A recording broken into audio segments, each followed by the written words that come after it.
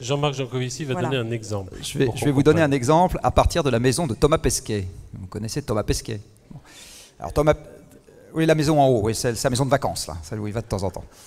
Alors Thomas Pesquet va de temps en temps en vacances dans l'espace. Est-ce que vous savez combien coûte la Station Spatiale Internationale?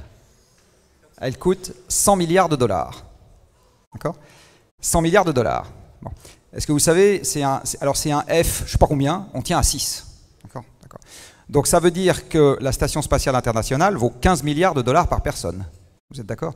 À quoi elle sert, la Station Spatiale Internationale? Elle sert à ce que dans un endroit où vous ne pouvez pas respirer, où il fait très froid, parce que là où il est à cette altitude, il fait très froid, on puisse au moins respirer et ne pas mourir de froid.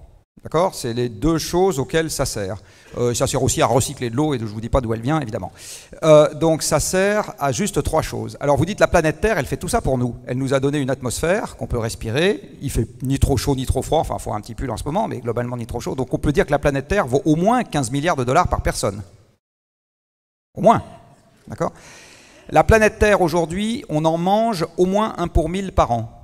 D'accord? On diminue les stocks de poissons, on diminue les stocks de pétrole, on met du CO2 dans l'atmosphère, on diminue les stocks de forêt. Quand vous regardez, il y a au moins 1 pour 1000 de la planète qu'on mange chaque année.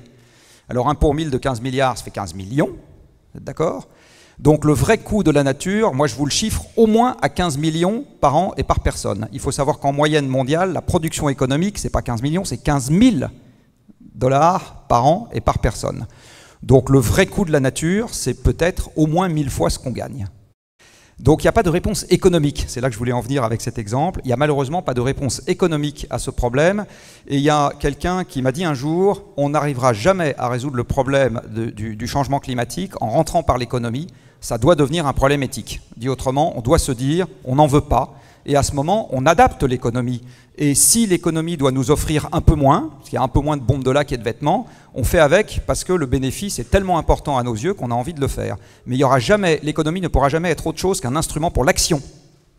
Et jamais un instrument de justification. Voilà, c'était ça que je voulais dire.